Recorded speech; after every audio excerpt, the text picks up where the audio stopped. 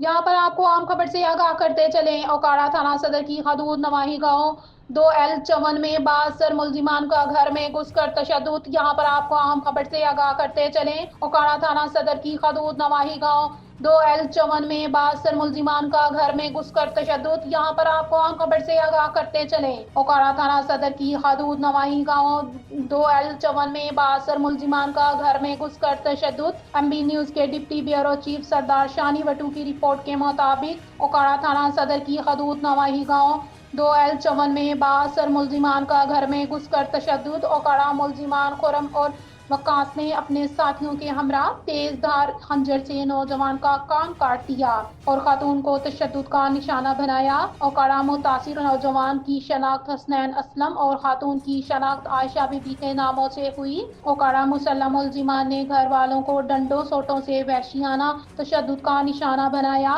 ओकाड़ा वजान अनादिया के मुलजिमान की पुरमुतासिर अफराद की जानिब से मुकदमा दर्ज करवाया। ओकाड़ा जिसकी रंजिश में मुलजिमान ने घर वालों को यरगमगाल बनाकर वहशियाना तशद्दुद का निशाना बनाया। मुलजिमान कत्ल की धमकियां देते हुए अपने साथियों के हमरा मौके से फरार हो गए। पुलिस ने मौके पर पहुंचकर कार्रवाई का आगाज कर दिया। मुलजिमान को अस्पताल मुंतकिल कर दिया।